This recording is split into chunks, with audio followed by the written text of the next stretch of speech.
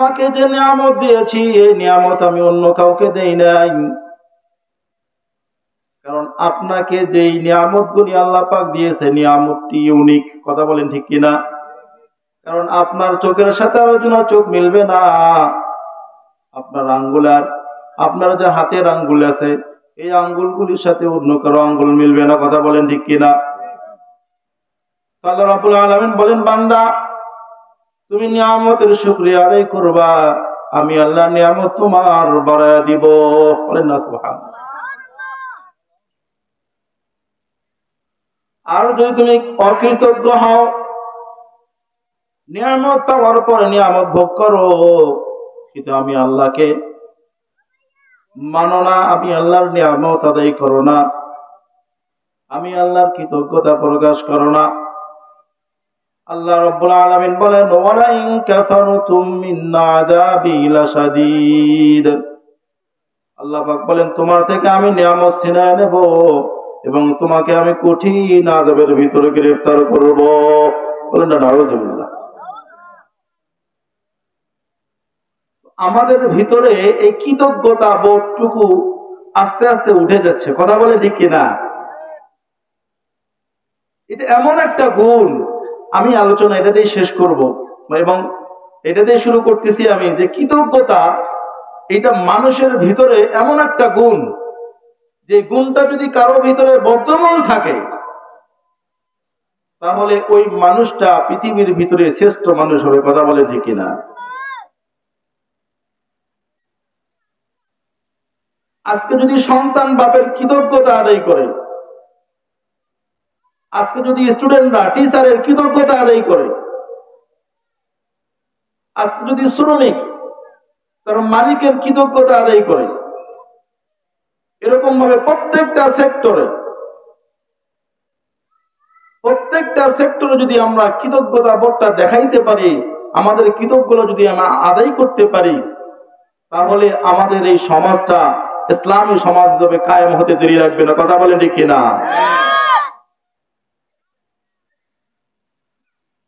কিন্তু দুঃখের বিষয় হলো সত্য, আল্লাহ রাব্বুল আলামিন যখন আমাদেরকে নিয়ামতগুলি দিয়ে দিচ্ছেন, যখন আমাদেরকে নিয়ামত দিয়ে দেয়, আমাদের ভিতর থেকে কৃতজ্ঞতা বোধগুলি চলে যায়। যখন কোন রাজনৈতিক ব্যক্তি মাঠে ময়দানে ভোট চেয়ে বেড়ায়, কত রকমের প্রতিশ্রুতি দেয়, যখন সে ক্ষমতা পেয়ে যায় তখন আর জনগণকে চেনে না। কথা বলেন ঠিক কিনা? যদি জনগণের প্রতি দায়িত্ববোধ থাকতো, যদি কৃতজ্ঞতা বোধ থাকতো, তাহলে কখনোই জনগণের টাকা আত্মসাৎ করতে পারতো না। জনগণ যে মসনদে বসাইছে, সে মসনদে বসে আবার জনগণের বুকে গুলি চালাইতে পারতো না। কথা বলেন ঠিক কিনা? এজন্য সর্বপ্রথম কথা হলো যে আমরা সবাই কৃতজ্ঞতা আদায় করবো ইনশাআল্লাহ। করবেন তো ইনশাআল্লাহ?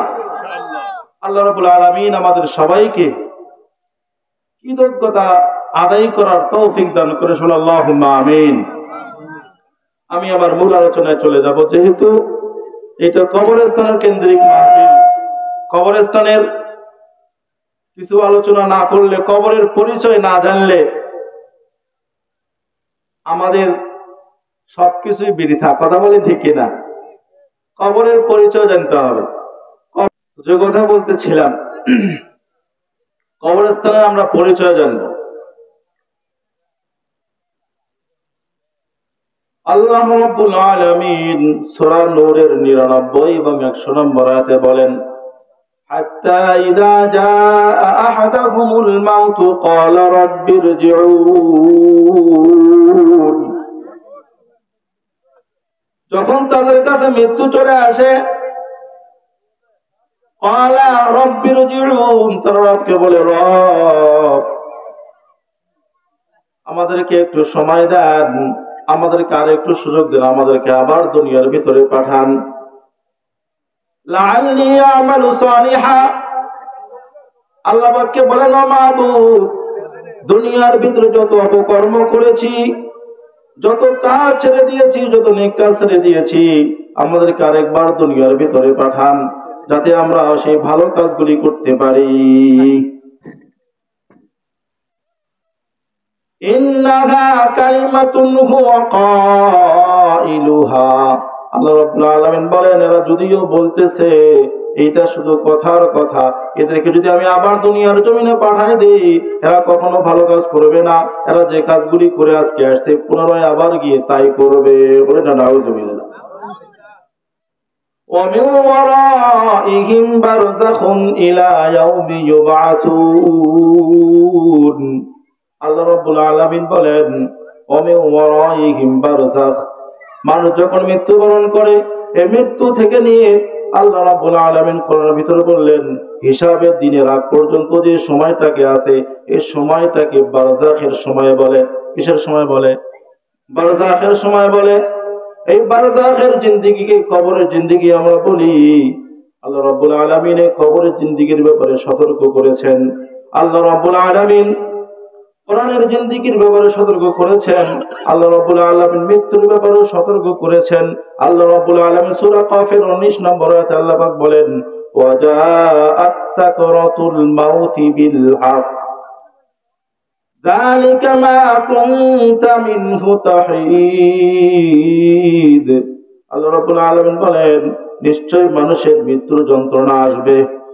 মানুষের মৃত্যু যন্ত্রণা আসবে। এই মৃত্যুর যন্ত্রণা থেকে আমরা কেউ বাঁচতে পারবো না। আল্লাহ পাক বলেন যালিকা মা কুনতা মিনহু তাহিদ, বান্দা তুমি যে মৃত্যুর ব্যাপারে টালবাহানা করো, যে মৃত্যুর ব্যাপারে তুমি টালবাহানা করো এই মৃত্যুর যন্ত্রণা তোমার কাছে আসবে আসবে। এই মৃত্যু থেকে তুমি পলায়ন করতে পারবে না। আল্লাহ রাব্বুল আলামিন আয়াতে বলেন আইনামা তাকুনু ইদরিকুমুল মাউত ওয়ালাউ কুনতুম ফি বুরুজিম মুশাইয়াদা, বান্দা তুমি যদি মৃত্যু থেকে পলায়ন করে তুমি যদি গম্বুজের ভিতরে ঢুকে যাও মৃত্যু তোমাকে সেখানে গিয়ে গ্রাস করবে। মৃত্যু থেকে পলায়ন করার কোনো সুযোগ নাই। তাই আল্লাহ রাব্বুল আলামিন বলেন কুল্লু নাফসিন যায়িকাতুল মাউত, যাদের প্রাণ আছে প্রত্যেকটা প্রাণীকে মৃত্যুর স্বাদ গ্রহণ করতে হবে। ওয়া ইন্নামা তুওয়াফাউনা উজুরাকুম ইয়াওমাল কিয়ামা, আল্লাহ রাব্বুল আলামিন বলেন কিয়ামতের দিন প্রত্যেকটা মানুষের বদলা পরিপূর্ণভাবে দিয়ে দেওয়া হবে। ফামান যুহজিহা আনিন নার, এরপরে যে মানুষকে নাজাত দিয়ে জান্নাতের ভিতরে প্রবেশ করানো হবে আল্লাহ রাব্বুল আলামিন বলেন ফামান যুহজিহা আনিন নার ওয়া উদখিলাল জান্নাতা ফাকাদ ফাজ, যে মানুষটা হিসাব দিয়ে জান্নাতে প্রবেশ করতে পারবে সেই ব্যক্তি সফলকাম হয়ে যাবে। বলেন না সুবহানাল্লাহ। আল্লাহ রাব্বুল আলামিন আমাদের সবাইকে কিয়ামতের দিন জান্নাতে দাখিল হওয়ার মতো সৌভাগ্য দান করুন। আল্লাহুম্মা আমিন। আল্লাহ রাসূল সাল্লাল্লাহু আলাইহি ওয়াসাল্লাম বলেন মানুষ যখন মারা যায় তবে ইতবাউল মাইত সালাসা, মানুষ যখন মারা যায় মানুষকে যখন কবরস্থানের দিকে নিয়ে যায় আল্লাহ রাসূল সাল্লাল্লাহু আলাইহি ওয়াসাল্লাম বলেন মানুষকে যখন গোসল দেওয়ার পর কাফনের কাপড় পরানোর পরে যখন মানুষকে কবরস্থানের দিকে নিয়ে যায় তার সাথে তিনটা জিনিস যায়। কয়টা জিনিস যায়? এক নাম্বার হচ্ছে আহলুহু, এক নাম্বার তার রাহাল যায়, দুই নাম্বার হচ্ছে মালুহু তার সম্পদ তার সাথে যায়, তিন নাম্বার হচ্ছে আমালুহু তার 3 নাম্বার আমল তার সাথে যায়। কয়টা জিনিস যায়? কয়টা জিনিস যায়? তিনটা জিনিস যায়। ইতবাউল মাইয়িত সালাসা, মাইয়িতের সাথে তিনটা জিনিস যায়, দুইটা জিনিস ফিরে আসে, একটা জিনিস অবশিষ্ট থাকে। কয়টা জিনিস ফিরে আসে বলেন? দুইটা জিনিস ফিরে আসে। এক নাম্বার হচ্ছে তার সম্পদ তার থেকে ফিরে আসে, সম্পদ তার সাথে যায় না। দুই নাম্বার আহাল পরিজন সবাই ফিরে আসে। আপনি একটু চিন্তা করে দেখেন যখন কবরের ভিতরে আপনাকে রাখবে আপনার কলিজার টুকরা সন্তান আপনাকে কবর দিয়ে চলে যাচ্ছে, আপনার পাড়া প্রতিবেশী আপনাকে কবরে রেখে চলে যাবে, আপনার আত্মীয় স্বজন আপনার কন্যা সবাই শুধু হামাগুড়ি খেয়ে কবরে রেখে আপনাকে চলে যাবে, কেউ থাকবে না। কথা বলেন ঠিক কিনা? কবর দেওয়ার পরে প্রত্যেকটা পরিবারের লোকজন সবাই কবর থেকে চলে যায়। যতই সম্পদশালী আপনি হন না কেন সম্পদ আপনার সাথে যাবে না, সম্পদ আপনার থেকে ফিরে যাবে। ওয়ায়াবকা আমালুহু, 3 নাম্বারটা যেটা থাকবে সেইটা হচ্ছে আপনার আমল। কথা বলেন ঠিক কিনা? ওয়ায়াবকা আমালু, আপনার সাথে আপনার আমল যাবে, আর কোনো কিছু যাবে না। এজন্য আমল ভালো করতে হবে। আমল যদি আমাদের ভিতর না থাকে, আল্লাহ রাব্বুল আলামিনের ধরা থেকে, পাকড়াও থেকে নাজাত পাওয়া যাবে না। আল্লাহ রাসূল সাল্লাল্লাহু আলাইহি ওয়াসাল্লাম বলেন, কবর এমন একটা জায়গা। আমি ওসমান রাদিয়াল্লাহু তাআলার একটা হাদিস বলে আমি শেষ করব। ওসমান রাদিয়াল্লাহু তাআলা আনহু তার মুক্তদাস ছিলেন, তার মুক্তদাস ছিলেন হানিয়া। নাম কি ছিল? হানি। নাম কি ছিল? হানি। এই হানি বলতেছেন, ক্বালা উসমান ইযা ওয়াকাফা আলা কবরি। ওসমান রাদিয়াল্লাহু তাআলা আনহু কবরের পাশে গিয়ে থামলেন। বাকা, সে কাঁদতেছিলেন হাত্তা ইয়াবুল্লা লিহিয়াতাহু, এমন কাঁদতেছেন যে কান্দার কারণে তার দাড়ি মুবারক ভিজিয়ে গেছে। কি ভিজে গেছে? দাড়ি মুবারক ভিজে গেল। ওসমান রাদিয়াল্লাহু তাআলা আনহু এমন অবস্থা দেখে হানি জিজ্ঞেস করলো, ফাকিলা লাহু তুযকারুল জান্নাতু ওয়ান নার লা তাবকি। ও ওসমান, আপনাকে তো যখন আপনার সামনে জান্নাতের আলোচনা করা হয়, জাহান্নামের আলোচনা করা হয়, জাহান্নামের যখন আলোচনাগুলি, শাস্তিগুলির বর্ণনা করা হয়, তখন তো আপনি এত কাঁদেন না। লা তাবকি, তখন এত কাঁদেন না। ওয়ায়াবকি মিন হাদা, এই ব্যাপারে এত আপনি কেন কাঁদেন? কবরের সামনে আসলে আপনি কেন কাঁদেন? কবরের সামনে আপনি আসলে এত কাঁদেন কেন? ক্বালা ইন্না রাসূলুল্লাহি সাল্লাল্লাহু আলাইহি ওয়াসাল্লাম, ওসমান বলেন, রাসূল সাল্লাল্লাহু আলাইহি ওয়াসাল্লাম বলেছেন, ইন্নাল কবরা আউয়ালু মানাজিলিল আখিরাহ, নিশ্চয়ই কবর হলো প্রথম মঞ্জিল। ফাইন নাজা মিনহু ফামা বাদাহু আইসারু মিনহু, যে ব্যক্তি কবর থেকে নাজাত পাবে, তার পরবর্তীতে যত ঘাটি আছে সবগুলি ঘাটিতে তার জন্য সহজ হয়ে যাবে। বলেন না সুবহানাল্লাহ। ওয়া ইল্লাম ইয়ানজু মিনহু, আর যদি এই কবর থেকে কেউ নাজাত পেয়ে যায়, কবর থেকে যদি কেউ মুক্তি পেয়ে যায়, আল্লাহ রাসূল সাল্লাল্লাহু আলাইহি ওয়াসাল্লাম বলেন, ফামা বাদাহু আইসারু মিনহু, কবর থেকে মুক্তি পেলে সব কিছু সহজ হয়ে যাবে। ওয়া ইল্লাম ইয়ানজু মিনহু, আর যদি কবরে আটকে যায়, প্রথম ঘাটিতে যদি আটকে যায়, আল্লাহ রাসূল বলেন, ফামা বাদাহু আশাদ্দু মিনহু, পরের প্রত্যেকটা ঘাটি তার জন্য কঠিন হয়ে যাবে। বলেন নাউযুবিল্লাহ।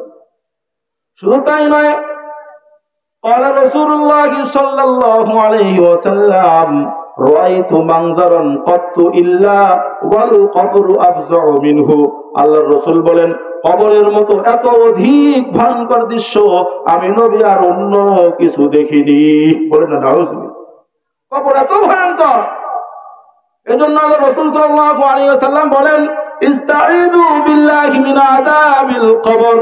ও আমার উম্মতেরা, তোমরা তখনই আল্লাহর কাছে হাত তুলবা, তখনই তোমরা কবরের আযাব থেকে রেহাই চাও। কেননা কবর বলে, আনা বাইতুল কুরবা, আমি অপরিচিত ঘর, আনা বাইতুল ওয়াহদা, আমি একাকিত্বের ঘর। প্রত্যেকদিন কবর মানুষদেরকে ডাকে বলে, আনা বাইতুল ওয়াহদা, আমি একাকিত্বের ঘর, আনা বাইতুত তুরাব, আমি মাটির ঘর, আনা বাইতুদ দুদ, আমি পোকা মাকড়ের ঘর। আমার কাছে আসার সময় একটু ভেবে চিন্তে আসো, আমার কাছে আসার সময় এমনি আসিও না। আমার কাছে আসার সময়, আমার ভিতরে আসার সময় মাল সামানা নিয়ে আসো। যদি মাল সামানা না নিয়ে আসো, আমার আচরণ খুব ভয়ঙ্কর হবে। এজন্য আল্লাহ রাসূল বলছেন, কবরের আযাব সত্য, কবরের আযাব হবে, কবরের আযাব থেকে কেউ রেহাই পাবে না। এজন্য জিন্নুরাইন যাকে বলা হয়, ওসমান রাদিয়াল্লাহু তাআলা ছিলেন জিন্নুরাইন, দুই নূরের অধিকারী, জান্নাতের সুসংবাদ প্রাপ্ত। তারপরেও হযরত ওসমান রাদিয়াল্লাহু তাআলা আনহু কবরের পাশে গিয়ে এমন কাঁদতেন যে তার দাড়িগুলো কি হয়ে যেত, ভিজে যেত। এখন আপনার আমার একটু আমরা চিন্তা লাগাই যে আসলে আমাদের কি অবস্থা হবে। আর আমি তো বললাম হাদিসটা, যে আল্লাহ রাসূল বলেন, আনা বাইতুদ দুদ, যে কবরটা হচ্ছে পোকা মাকড়ের ঘর। একটু বালিশে গিয়ে মাথাটা লাগাই দেখি, চিন্তা করে দেখি, হায় রে, এই দুনিয়াতে একটা মশার কামড় সহ্য করতে পারি না, একটা মশার থেকে বাঁচার জন্য মশারি টানাই, মশারের শব্দের থেকে বাঁচার জন্য দোকানদারের কাছে গিয়ে বলি, সবচাইতে ছোট ছোট ফাঁকের মশারি আমাকে একটা দেন, যাতে মশা আমার মশারির ভিতরে একটা ঢুকতে না পারে। একটা মশার থেকে বাঁচার জন্য এত কিছু করি, অথচ কবরের ভিতরে পোকা মাকড়ের স্থান, সেখানে যাওয়ার জন্য, সেখানে যে আমরা যাব, আমাদের প্রস্তুতি কি একটু চিন্তা লাগাই। কবরে আসছি,